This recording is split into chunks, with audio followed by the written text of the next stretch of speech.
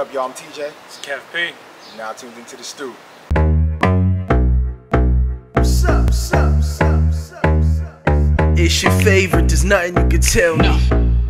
I understand why they jelly. Jamie on rocks, pockets on Prezi. I get it jumping like a Steph Curry has it. I was snapping before I came to the A. What's going on, ladies and gentlemen? Welcome to another great episode of the Stoop, where we talk hoops, and more hoops. I'm your guy, TJ, man. Thank you so much, and salute to everybody that's showing support. Man, I can't tell y'all, it feels real good to read y'all messages and staying with us and watching us through this grind, man, so we really do appreciate you. Right now, we want to introduce and take time to thank our special sponsors that we have. First and foremost, 24/7 Hoop. Shout out to my guy, Dave, and all the great folks at 24/7 Hoop. You see the official ball. Listen, ladies and gentlemen, as the world opens up, you need a sponsored ball for your church league, your AAU tournament, your league, whatever you got going on, outside, indoor, they got you, man. Get your first customized ball from those guys at 24/7. Salute to you, Dave. Thank you so much. Next, and certainly not least, we got to make sure we shout out our good friends at Yave Tequila. That's right, Yave Tequila. As we touch in this summer now, make sure you get you something good to drink. You get your friends back over to your house. You get your family back over to your house. Get that plane going on. Get that habanero going on. Get that mango going on. Make sure you got some ice because it's hot outside. And tell them TJ and Kev sent you, all right? Got to introduce my player partner, my brother from another, Kev P. Say what's up to the people, Kev. As always, it's a pleasure to be here, brother. Kev P. Let me start this off like this, man. He a Geechee. He understand what that means because you from that Charleston side of town. You know what I'm saying? My peoples is from Carolina, so they know about that Geechee talk. Listen, man, he's had a great and extraordinary collegiate career, all ACC as a Wolfpack member. He's had an almost professional career that expanded 2 decades, including being a 2-time world champion with the Lakers. In addition, he's also spent time on the sideline. And now you can see him as a formidable force in the Big Three. Ladies and gentlemen, our esteemed special guest tonight on the Stoop is Mr. Josh Powell. Mr. Powell, thank you so much for pulling up with us, brother. Thank you, King. Hey, bro, man, real tears, dog. So the Geechee piece, yeah. See, Hey, only Carolina folks know about that Geechee rice all night. I had rice for every meal, brother. Let me tell you something. Shout out my pops, man. Shout out Florence, shout out Manning, shout out Charleston. Them South Carolina folks, man. Hey, man, gotta go ahead and plug, man. Representing, man. That's my dad's side of the family. Actually, It's kind of crazy, but I gotta shout out my cousin too, Chris Middleton. Okay. You know what I'm saying? Okay. So we all my side of my dad's side rather. So I just give love, man. But real quick, man, I want to make sure I do my due diligence and give both of y'all your flowers, man. Keep doing what y'all doing, man. I'm very humbled. You know what I'm saying? I don't know why people choose me, but I am humbled.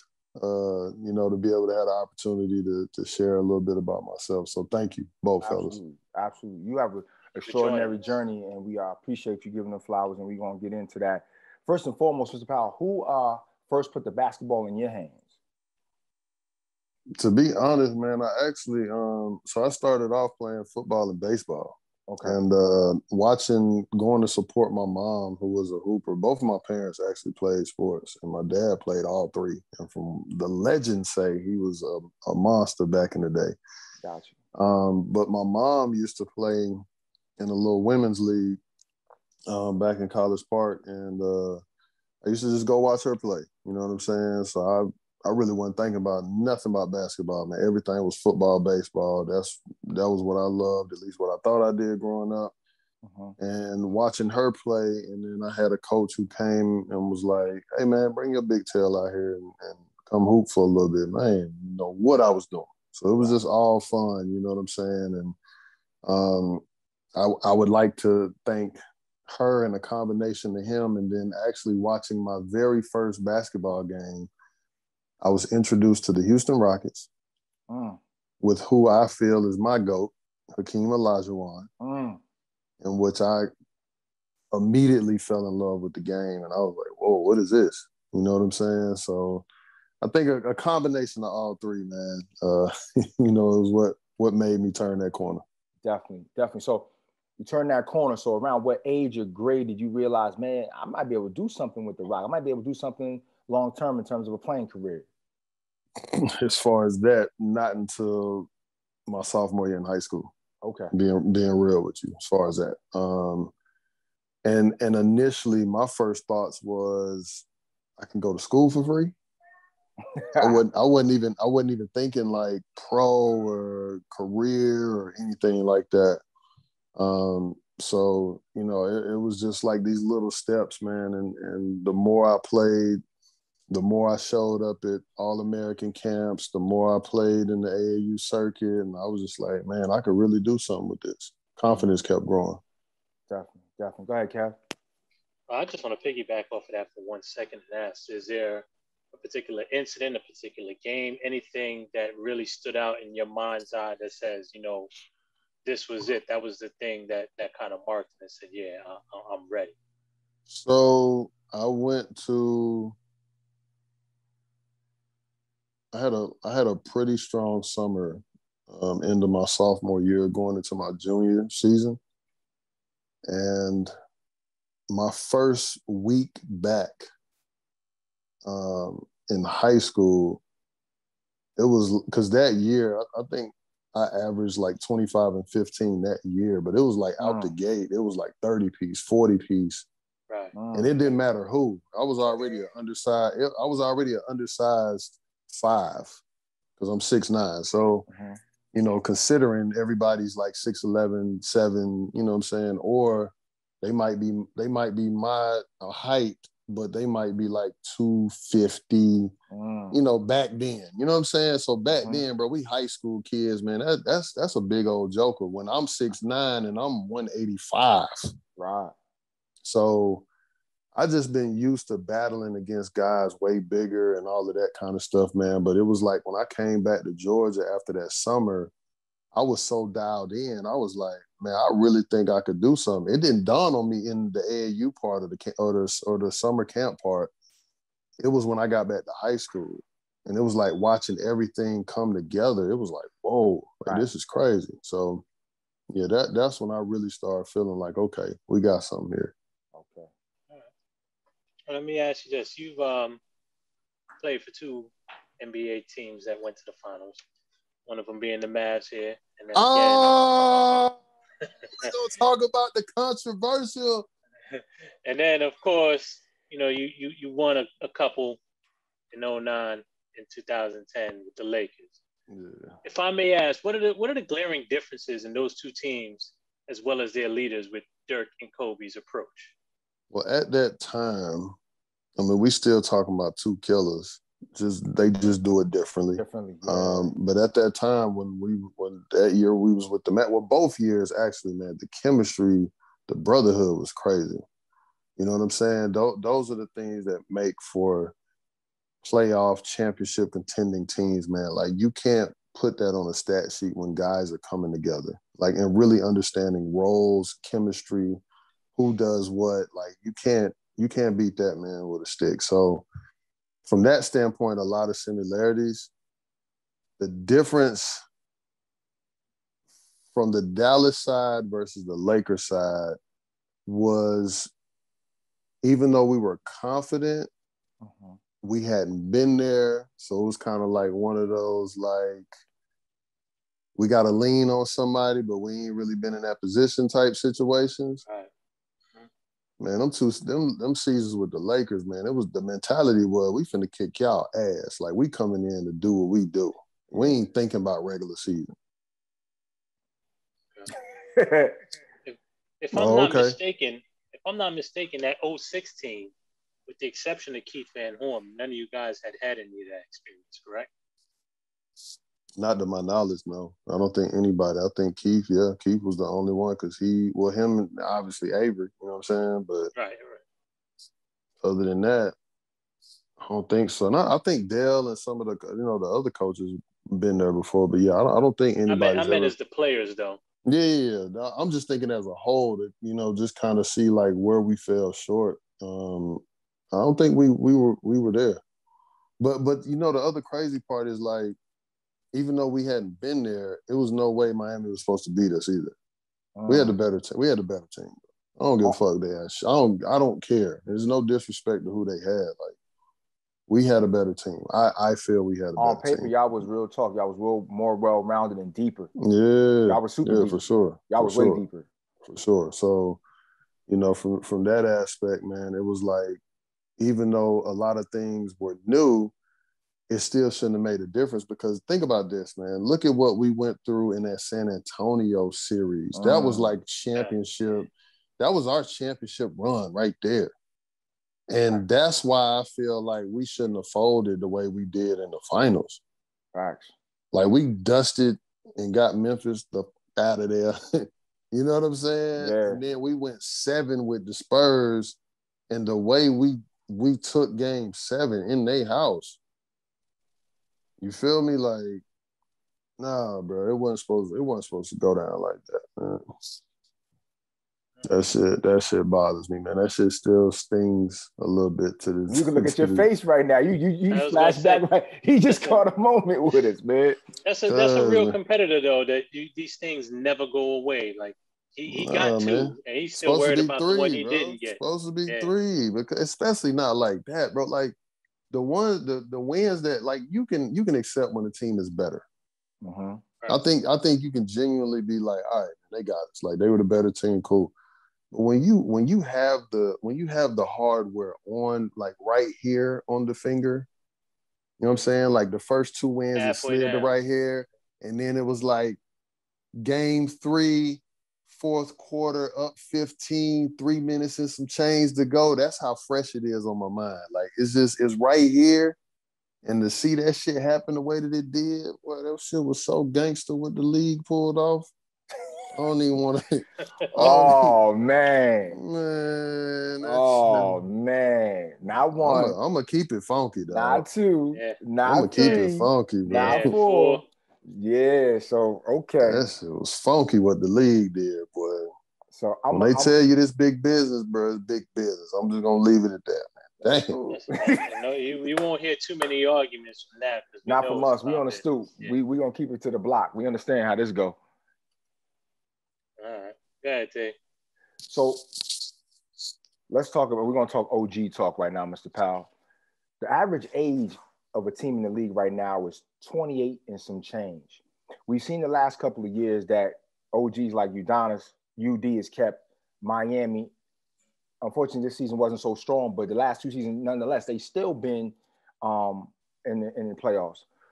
The question I have for you is, are there placements still for good vets on teams for roles? Because we've seen a lot of cats not have homes this year.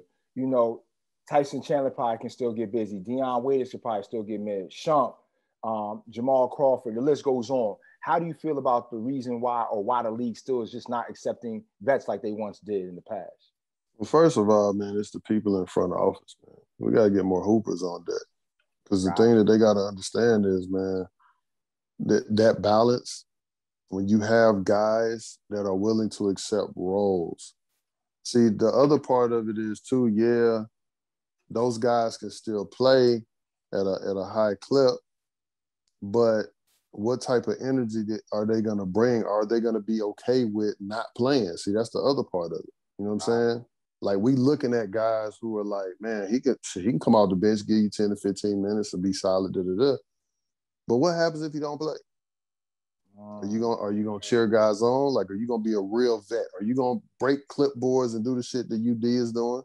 Because I mean, shit, UD is the last of the dying breed. I'm trying to think of what other teams, because now it seems like the OGs are coaching. You know what I'm saying? So I'm at least happy to see that guys are in position where they can be player development or assistant coaches and connect with the guys like that. So I love that part of it. That's important too. So even if you're not going to have them on your roster, have them in play so they can be in them guys' ears, man, because they've been there, done that. You know what I'm saying? And even guys who've been in the league 5-6 years, you still need a guy, 10-year, 12-year guy that tell you what time it is, man. You still see guys in year 8, 9, 10 folding. We don't call no names, but, you know, it's still some guys out here still battling with that pressure. Everybody ain't built for that, bro. I said what I said. You know what I'm saying? It ain't no disrespect, but I've seen the guys who can be front runners when it's all good, but what happens, you know what I'm saying, when that pressure comes and you need a big play or you need a big defensive stop or you got to make a big shot, it's not for everybody. You know what I mean? It's not for everybody, bro. Even it ain't about making it. It's just about the fact of taking it. It's about the fact of doing the right shit and just being in a position where you're gonna boss up and make that play, man. So that's the part of having older guys to bring all that together. So you know what I'm saying? It doesn't make God like it.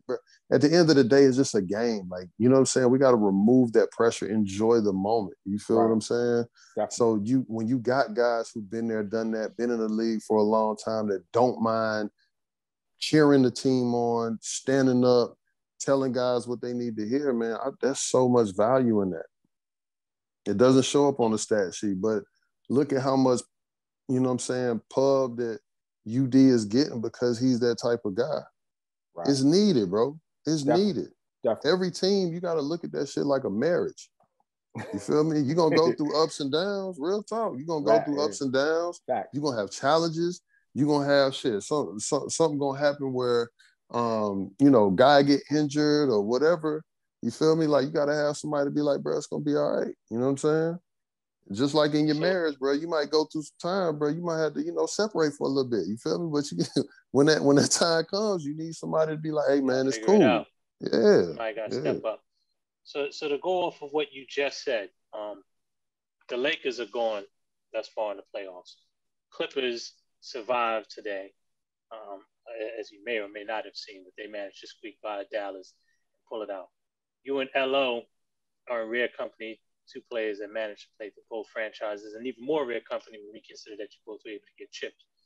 But the question I have for you, and piggybacking off of what you just said, as it currently stands, do these Clippers have a legitimate shot? Because they've taken some criticism for the same thing you just said, being able to stand up, make these shots. Oh, man said, listen, I'm not even going to finish the question. Go ahead and answer that for me, bro.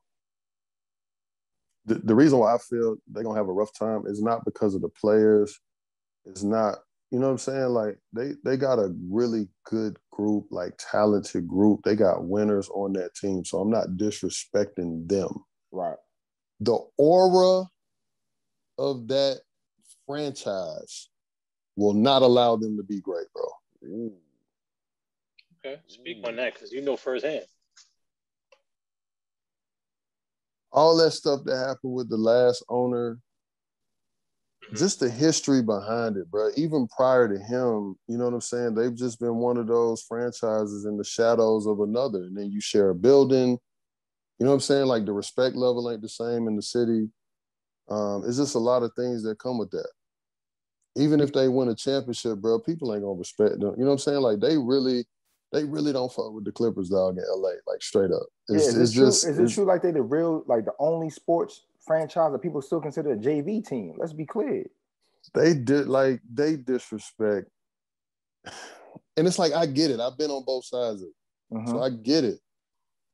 But just from that standpoint, it's like they're never respected, bro. Like, and it's unfortunate. And they can have all the talent in the world, man. And it's just like people gonna look past them, like, whatever. Yeah. But to take it a step further, we ain't even gonna talk about that part. That stuff that I can't remember the owner's name right now. Jesus. Donald Sterling, bro. Because I was there and I witnessed some of the commentary live myself, seen some of the things that I saw the year that I was there. And I was grateful for that year. And here's why. Well, for one, it's unfortunate, but we had so many injuries, bro. We were down to 7 guys. 7 guys, bro. That's all we had. Wow. Because we had that many injuries. So I'm thankful for that organization because they are the only organization in which I had a chance to really rock without getting subbed, without nothing, bro. And when I have that type of opportunity, bro, it's a different ball game. You know what I'm saying? So I'm grateful because I was able to show I can put up numbers. I can play in big moments. I can play, long extended periods of time without getting tired. Like, I think my career high for minutes was 51. I was able to get some double-doubles. Like, that job is what helped me get the Lakers job because every time I showed up against the Lakers and they let me play, it was double-doubles. Like 12-10, 14-10, like solid joints coming off the bench and finishing the game. Yeah. So I'm grateful from that standpoint. But there's something going on with that organization, man. And if you look at it, right, think of the last team that they had that was crazy. I mean, you talking about Blake, DeAndre, Chris Paul. They had Caron Butler there. They had motherfucking Lamar was there. At one point in time, Lou Will was there. They had they had Jamal Crawford, bro. They had Eric Bledsoe. Yeah, they had a lot of pieces. They had Matt Barnes, bro. Like they had, come on, man, for that 6-year stint, they had some boys. They had some boys there. They had some. They had yes, bro. I'm talking about roster was deep. I'm talking about 9, 10 guys solid. Yeah. That played, and they still had some more folks on the bench ready. Mike Taylor, wasn't Mike Taylor there? Yeah, he was there too for a minute. Yes. And, listen, man, I'm just saying it like this, bro. They had guys there, and then all of a sudden it was injuries. All of a sudden it was something with this one. All of a sudden it was something with that one. It was a real situation. Bro, listen, and the crazy part was, and I was with the Rockets team that came back and dusted them off, and they gave up the 3-1 lead. Yeah. Like, when I tell you, bro, they are the definition of can't get right. And that's what I'm saying, bro. Like I'm not on no disrespect. It's just, it is what it is. And am I lying? Can y'all go back years and years and it's all facts. It's you just can go back something as far as you want. And they've always managed to get great players at some point in there. I mean, Elton Brand was there. We've seen a lot of guys come through for whatever reason. Q and Miles is definitely in the building too. The original Lob City, bro. Like, that was back when boys was wild. Yeah. So, Mr. Powell, let's talk about that, because my next question for you is like this. You know, you've had a great career, you know, like I said, domestically and overseas, almost 2 decades plus being on the sideline. If you had to facilitate a team being a front office guru or front office specialist, we looked at what Pop has done in San Antonio. We looked at what Sam Presti was doing in OKC for a number of years, you know, going through the draft. Personally, in your opinion, is it better to cultivate a team through the draft, take your lows, trust the process, or go out and round out 40,000 top players and try to build a super team through free agency? What's your verdict on that?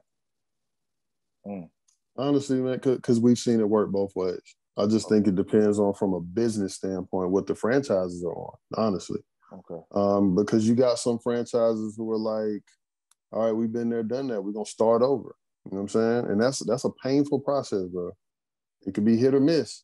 But if they're willing to go through the highs and lows, I'm not mad at it. You know why? Because you can get some fresh guys in there, and they can grow together, and you never know what that's going to look like. I mean, look at the Milwaukee Bucks, you know, quiet as kept. You know what I'm saying? They've been one of those young teams, and for the most part, they kept the core, and really, I don't really think, let me take that back, because they stuck together for like at least 4 or 5 years. Now it's just been Chris and Giannis. But to your point, Philly was another one of those teams who trusted it, right? Now with the coaching change, added pieces, they have a solid core. OKC was always up there, man. And it's crazy because even when they got rid of everybody, man, one guy still kept them afloat. So I think you can do it both ways. For me, I wouldn't necessarily get the super team. I think it would be a balance. I definitely would have 2 dogs for sure, and build some solid pieces around those 2 dogs. And I'm gonna need guys with chips on their shoulders, some shooters. Have to have at least 2 more additional playmakers. You know what I'm saying? Like people that have high IQ. And listen, you may not have a team full of Kawhi Leonards, but if you can just get guys who buy in, because I've seen that, like when I was with Dallas, you know what I'm saying? The guys that we had, they're not known for strapping or locking anybody down other than Darryl Armstrong. I was young back then, so of course I'm making my way. I know how I play on the defensive end, but Daryl Armstrong was like well, let me take that back because Damp was one of those defensive guys. Jop was one of those defensive guys. So I think we had a balance, man. But you know what I'm saying? Josh Howard, Keezy. So we have some solid guys that got after it for sure. So that's the part that for me makes a difference when you got guys that can sit down and do the right things, man. Because that's, to be honest, man, getting a stop, that's what matters, man. This new day and age, man, is Olay. I ain't seen nothing like it. And I know everybody says Olay. Because everybody says, right, this is the argument. The skill set is better. Everybody can do this. Everybody, yes, they can. I'm not going to take that away. Mm-hmm. But fellas, if I watch film with y'all and I show y'all where a guy makes a mistake and this is why this happened, I can point it out to y'all every time. Absolutely. Stop reaching. Stop opening up the way that you're doing. Some guys, they ball watch it and they man done cut. Just small things. Small things, bro. Those are the things, and the reason why I'm nitpicking is because those are the things that kept me on the floor during my tenure in the league. Mm-hmm. I was the type of guy, I couldn't make that type of mistake. If I was sitting up there playing D on somebody and I looked at the ball and my man went behind me and scored, I'm coming out the game. So how do I stay on the floor? Not for 1 minute. How do I stretch it to 10, 12 minutes when I'm not even supposed to be out there past 5? It's because I'm doing the right things on the floor, minimizing the mistakes. This day and age is they get a bucket, you get a bucket, and we call it a day. That's bullshit.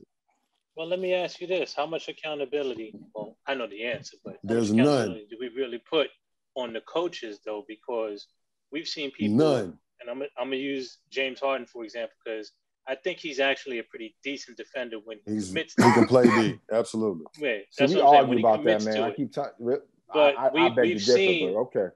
No, when he commits to it, he can play some D. But we've seen countless times him take plays off. Just as you said, he's looking one way, the play is happening behind him. You know what's funny? Do you see these guys do that when they're at the Olympics? That's a good question. Yeah, but they do, but they tend to get away with it a little bit more because of the pool of talent. Do you see them doing that stuff at a high clip with the Olympics? Because at the Olympics, I don't see James allowing somebody, he just ball watching, right? They might have it set up, he might gamble and do some stuff, but at least he'll be way more solid than what he does, you know what I'm saying, during regular season and stuff like that. I think focus is a little bit different because it's a shorter season when we're talking about the Olympics, and you got a point to prove because now all the eyes are on you. You're expected to walk away with that goal. So again, you're expected to play the right way because you're getting paid 30 million, 40 million, 5 million, 1 million.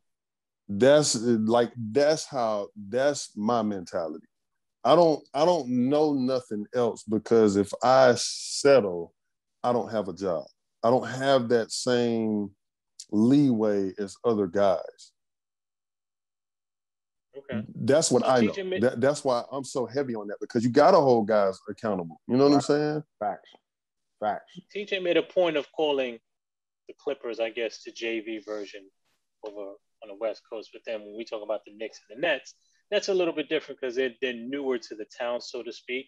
But it's always going to be the New York Knicks town, right? It's a New York Knicks town. So with them being the JV team, but they have a legitimate chance this year. And then piggybacking off of the defensive, taking plays off where we have guys do that.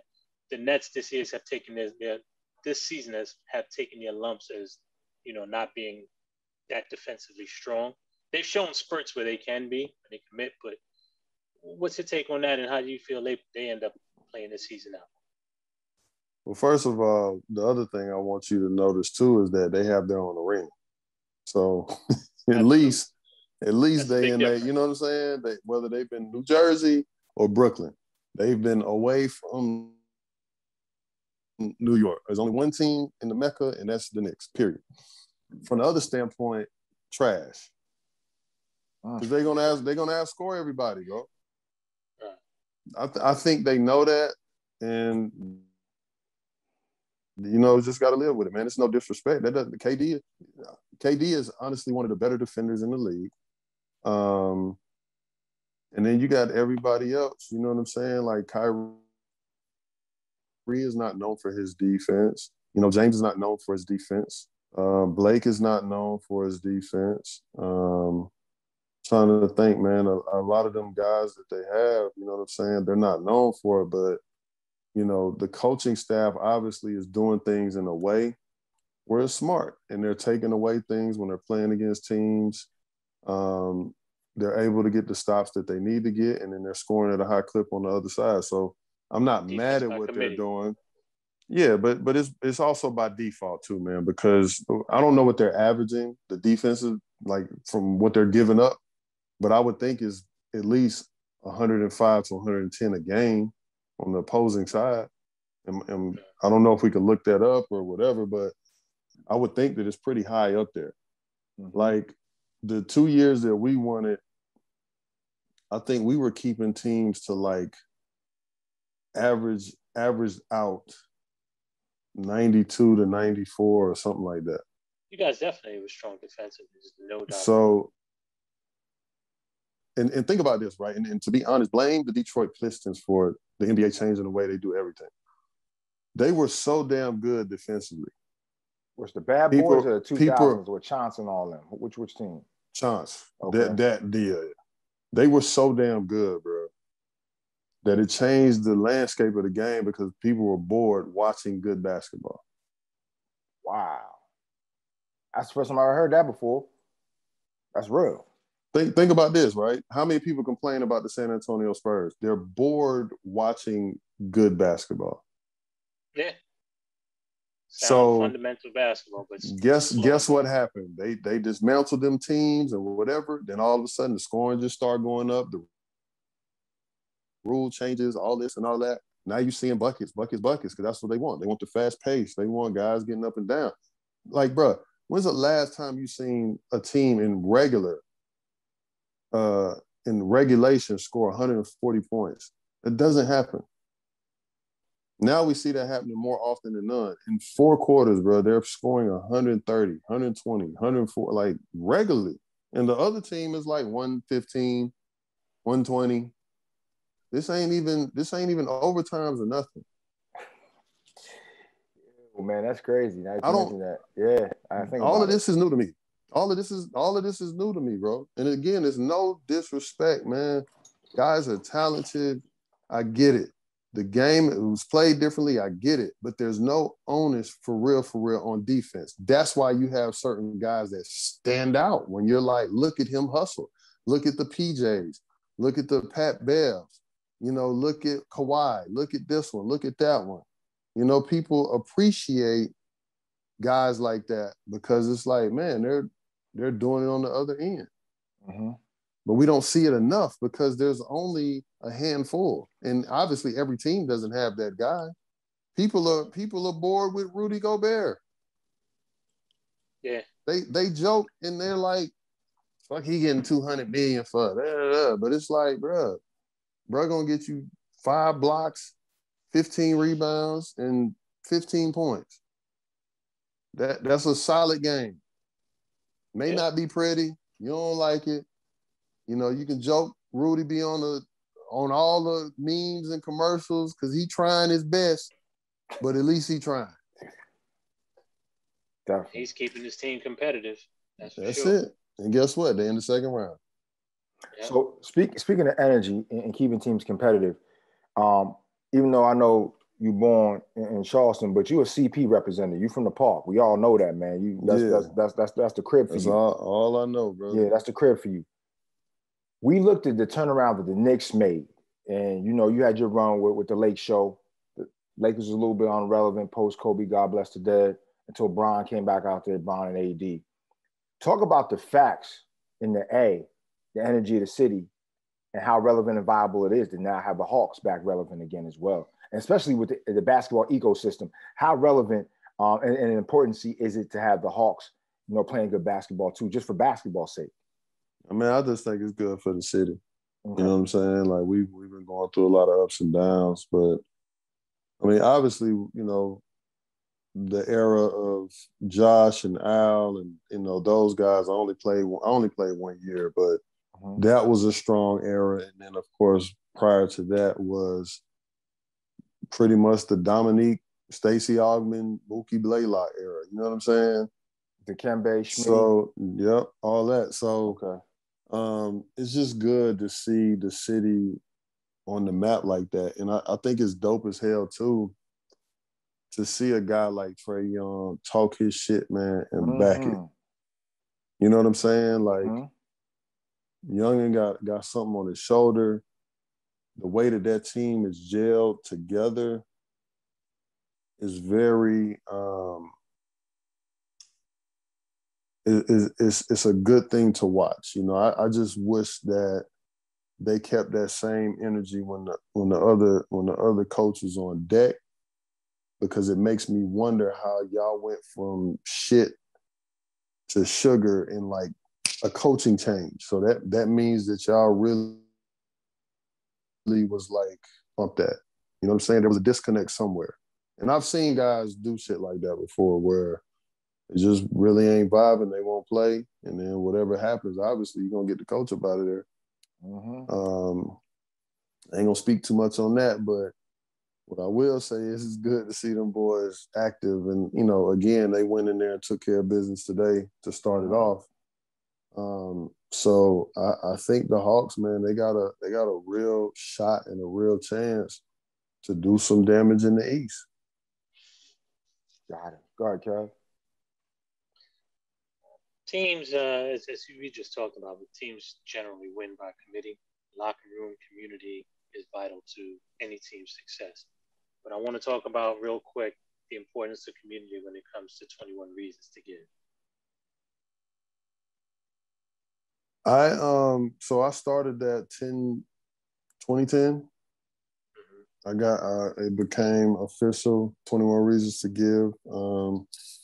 And prior to that, I had always been doing community work. I'm just big on giving back. The way that I grew up, things that I went through and saw, I've just always been the type of guy to, you know, give, you know, somebody the shirt off my back or do whatever. I just think it's something that's necessary. You know what I mean? It's not even about the good deeds or whatever. It's just necessary that people pay it forward. And we don't have enough of that, you know, where people are like genuinely coming back. And it doesn't mean you have to do it with your money. You can do it with your time. You know what I'm saying? There's so many ways that you can give back that can be life-changing for people. You know what I'm saying? In some way, shape, or form. If you don't have the time to do it, then do it financially. But if you could do a mixture of both, I think that'll be something that's awesome, man, because it's needed. You know, the youth needs to see examples that come from where they come from. That's the only way that gives them hope and lets them know that they can make it and do something with themselves also. And we have to also be strategic in our messaging when we are, you know, giving back and when we are serving. We have to get back to, you know, loving human beings, no matter their walk, no matter what they've gone through or anything like that. Like, don't look past somebody because they've fallen or because they don't have the same means as you or whatever. Like, really treat people like human beings, give them the love and respect that they deserve, and continue to help build the communities. And hopefully you can get them in a position that they're not in anymore. You know, that's the goal, you know what I'm saying, to really make change. So those are the things that inspire me about 21 Reasons to Give and just being able to do the work that I've been able to do so far.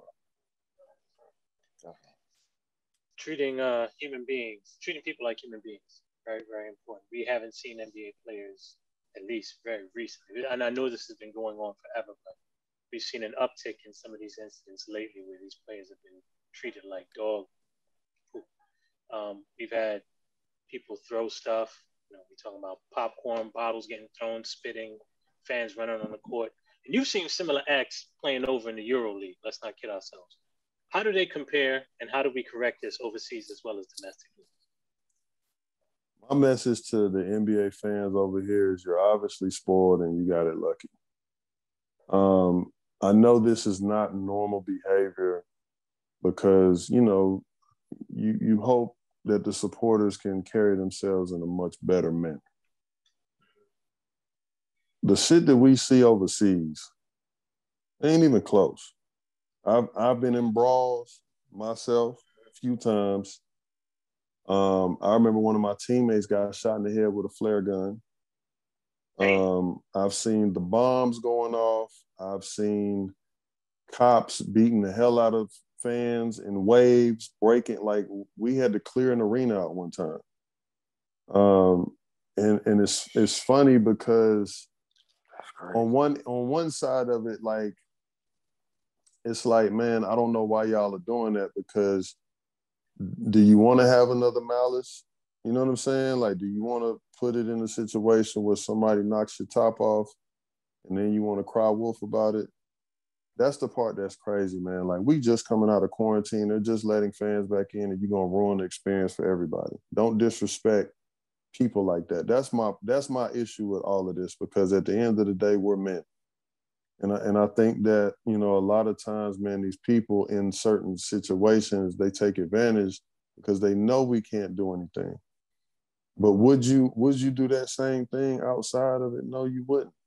I don't think you would. And if you do, then, you know, salute to you. Just be ready with what comes with that.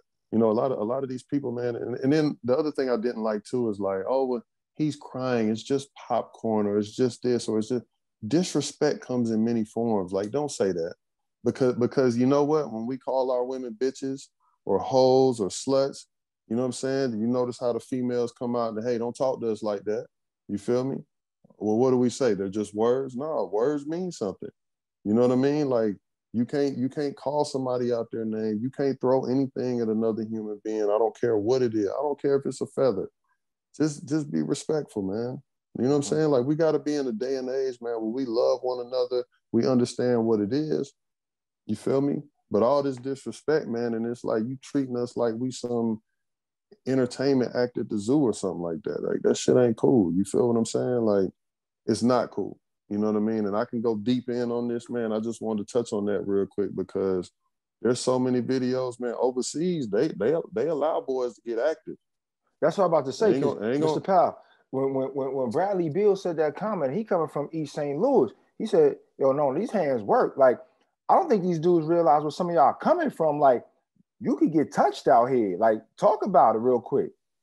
See, and it goes deep, because how about this, right? When you got a product of their environment, hey, the people outside of that is going to protect that. So if this is how those people eat, and you mess with that, you may not have a problem with him, but now you got a problem with some old other people that you don't even know. That, you know what I'm saying? Right. And that's the thing that I don't think people understand, man, how deep this thing could go, man, because the way guys are moving these days, you know, where they come from, how they grew up. I just don't think it's okay, man. And you know, if I'm not mistaken, you're looking at, I don't think at any one of these instances, I think they were all Caucasian males that did stupid shit. Absolutely. And I'm not trying to make it a race thing, but at the end of the day, for me, I look at certain things and it's like, well, what y'all on by doing that? You know what I'm saying? Like, you can't have a moment where you just coming and watching a game, because on the flip side, when you're at your job, if somebody disrespecting you or doing you like that, and if they did, I bet you the first thing you say is, I'm going to sue. Minutes, you know what I'm saying? So it's like, there's two sides to this, man. Like, if somebody came up in your job doing you like that, you're going to call the cops and you're going to get them up out of there. You know what I mean? Like, so I just wish it wasn't that way. I wish we weren't that way as people. I really wish that we could just love and just coincide with each other, man, without all this foolishness, man. You want to go to a game, enjoy the game. You know what I'm saying? You want to middle finger somebody or curse at them, then do your thing, bro. As long as you ain't touching nobody. Don't throw nothing. What if that bottle would have hit Kyrie, man? That thing was coming from a section up. It's coming to So you know what I'm saying? Like, that's different, bro, because he tossed that thing. He didn't like he, you know what I mean? Like, you threw that motherfucker with a little intent, because you definitely was trying to do it real quick and then hide your hand afterwards. So I just wish we would, because on the flip side too, man, and I don't mean to be long-winded, it's so much to this, man, and I get frustrated seeing it because people are like, well, y'all are soft. Okay. You know what I'm saying? That's cool if you want to say that, bro. It's not gonna hurt nobody's feelings, man. But then if we act up, you're gonna say that we soft because, oh, you don't get no points for beating up a fan or doing this or doing that. Right. So Well, it's here's the damn if you question. do, damn if you don't. How do we correct this then? Because I mean, I'm glad that the NBA and the arenas are taking action and they arrested these people and banned them. But is that enough? Like moving forward, that ain't what enough. do we do? That's not enough, man, because that's a slap on the wrist, bro. If I go in a strip club and I disrespect the female in there and they just say, oh, you can't come in here, what's to stop me from going in the one down the street? It doesn't do anything whenever we do shit, bro. We're losing our life 100% for the smallest things. Absolutely. We're getting locked up and arrested for the smallest things and doing time. So how is it we're not keeping that same energy? Just because you ban somebody, it doesn't mean anything. He might not be able to go to that sporting event, but he'll be able to go to the baseball event. He'll be able to go to the football event. You know what I'm saying? He's going to get season tickets somewhere else. So does that make it right? He go up in the next spot doing something crazy? No, bro. You know what I mean? And again, it's not a black-white thing, man, but it's like protect the players and fans, make sure they're good too, because, I don't want to see one of the guys do some wild shit. I don't want to see it across the board. We're there to do a job. Y'all are there to watch. Simple. You don't like it, don't come. Simple. You wanna complain, bro? Go online, type in your review or something. I don't know, man. Get it off your chest however you need to, but don't do that, because let's just say somebody didn't hold Westbrook back. What if he would have got the right angle on somebody and took off?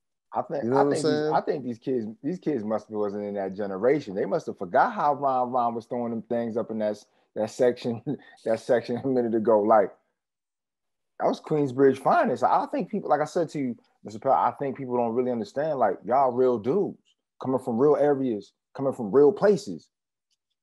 Yeah, I think that a lot of times, man, people, and especially with the social media era, it's like everybody's hard on online or whatever, and it's like, bro, I just came to do my job. All that other stuff, man, it is what it is. Like, and I've played overseas, and that's the other thing too, man. Like, don't disrespect what guys go through internationally. There's guys risking their lives to put food on their table, bro.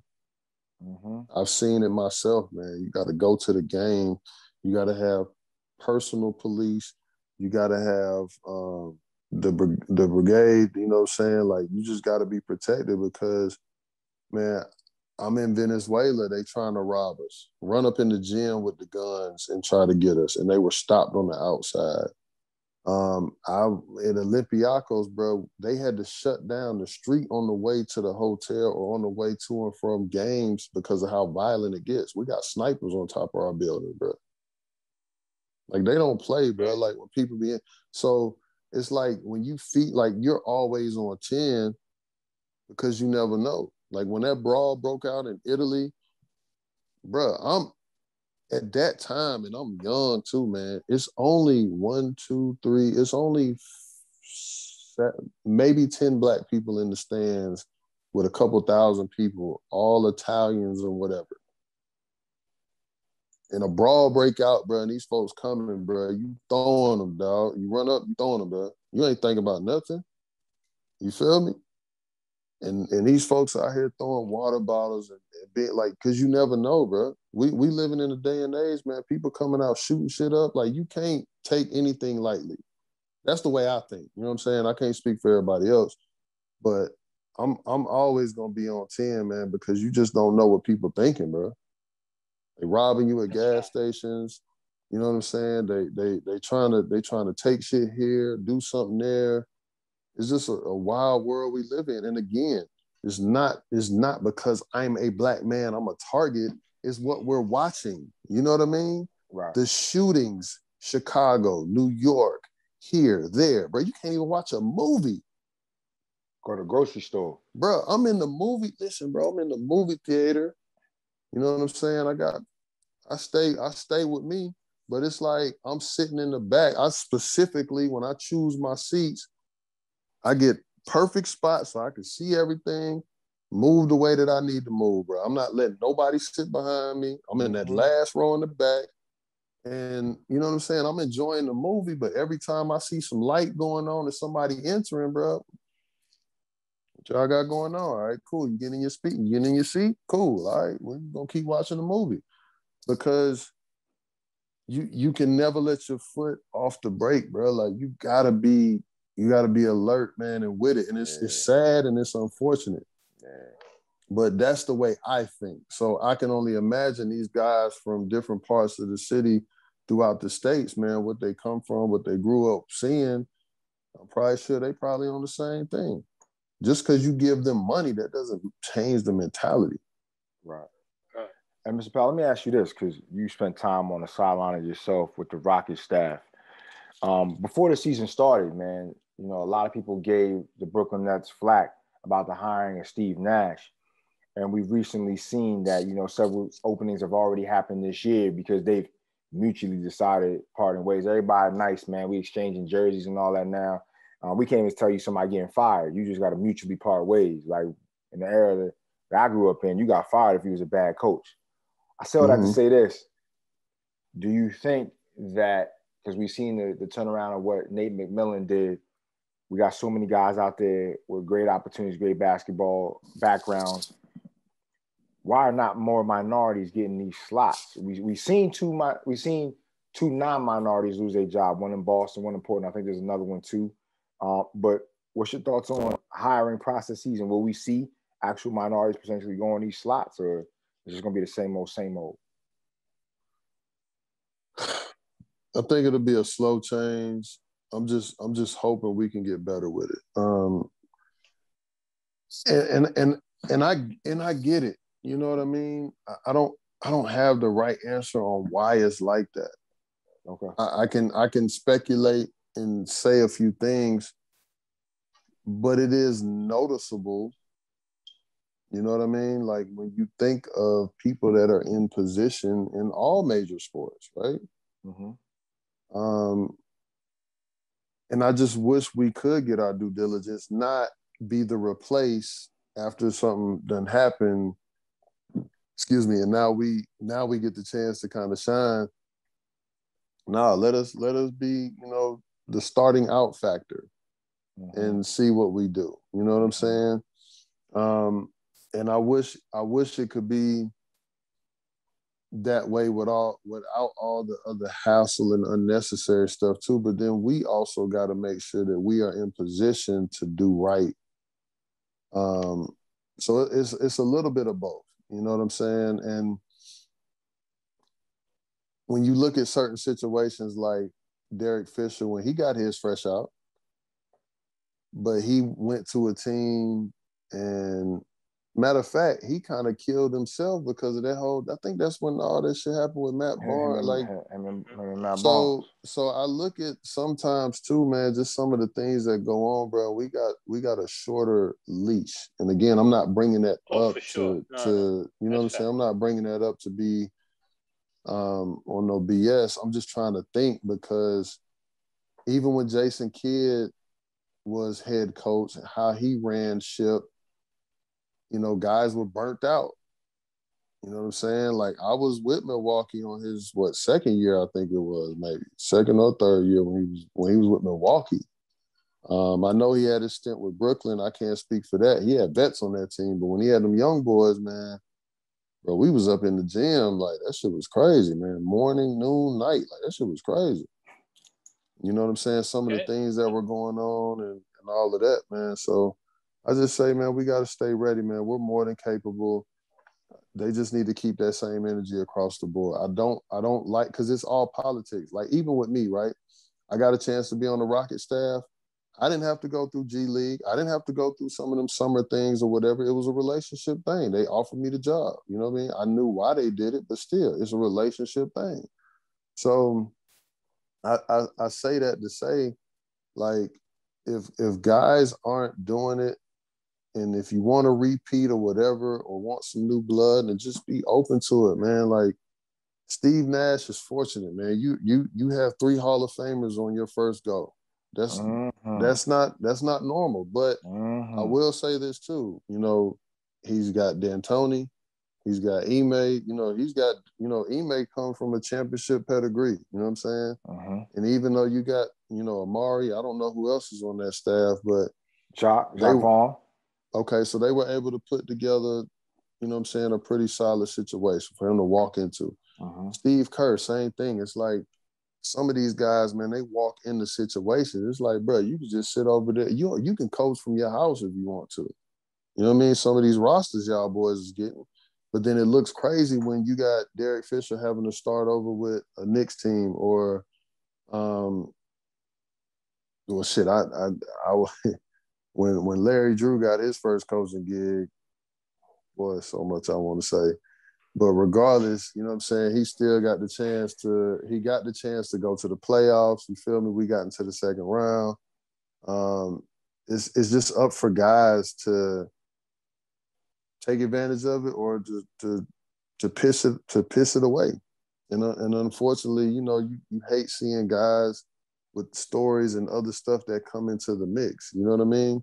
And then it's like, when you see the white coaches get into some situations, that shit gets swept under the rug so quick. It's like, damn. It really gets swept under the rug quick. It's unfair, bro.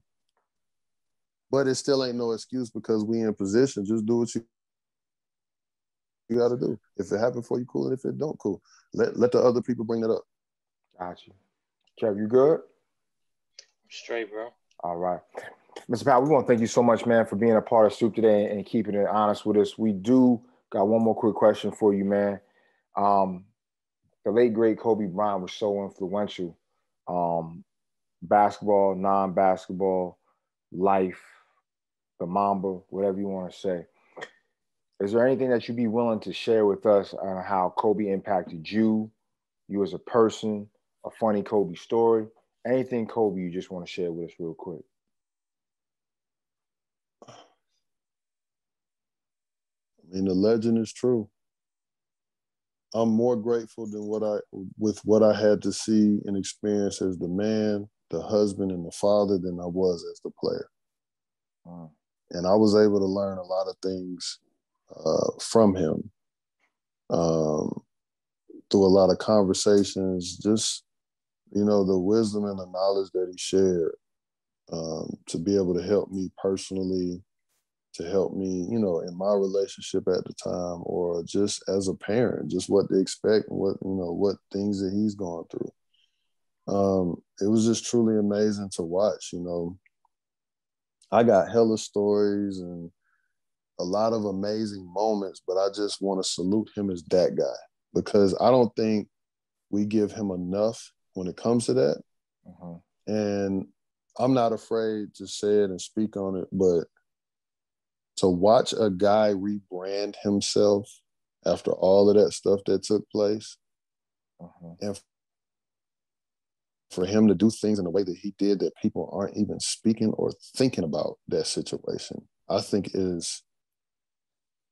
speaks volumes of the type of person and the man that he was and who he became, and how he overcame a lot of stigmas and a lot of stereotypes.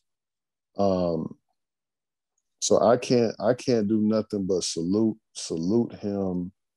To watch how he did that was truly amazing. That's a hard thing to do. You know what I'm saying? Because that man, him and his family, they were in the news. I'm sure it was a very embarrassing situation. All day, every day. But for him to fly back and forth, still putting up 30 and 40, still doing everything that he did, still got another shoe deal, still did this, still did, like, he just kept that shit moving, man. Like, you know how that would have broke other guys, bro? And salute to his wife, dog, like, for sticking by him in that moment. In you know what I'm saying? I got to give Vanessa hers too. You feel me? Like, if we're gonna bring it up in that way, not the way that Gail was trying to do it, or maybe some other people. You feel me? Like, but it makes me think of that. Like, if I'm gonna tell you something, it makes me. That's one of the things I think about when it comes to him. You want to talk about somebody overcoming some shit? Respect.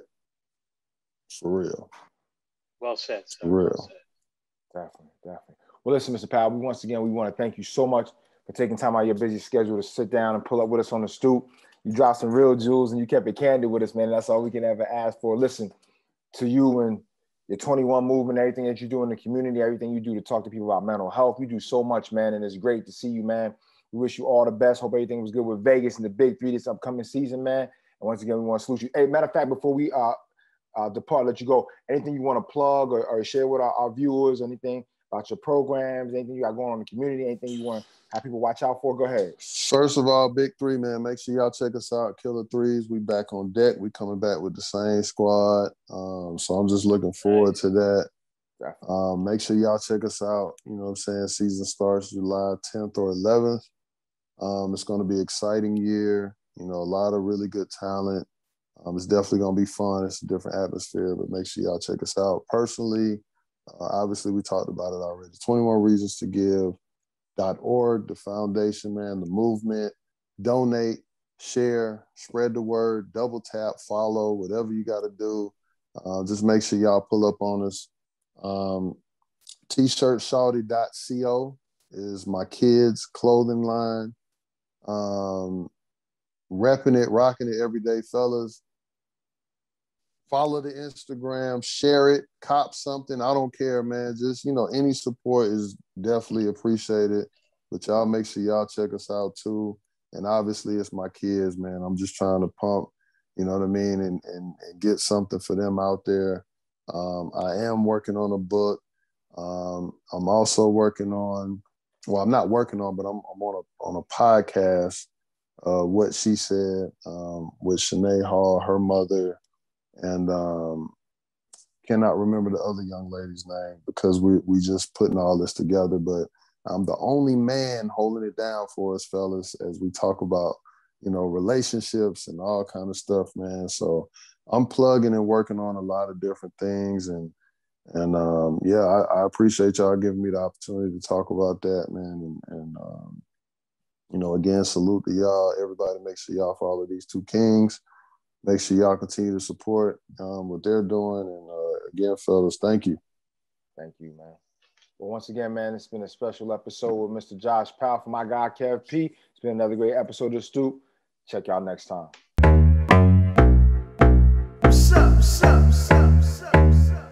It's your favorite, there's nothing you can tell me. I understand why they jelly. Jamie on rocks, pockets on Prezi. I get it jumping like a Steph Curry has it. I was snapping before I came to the A.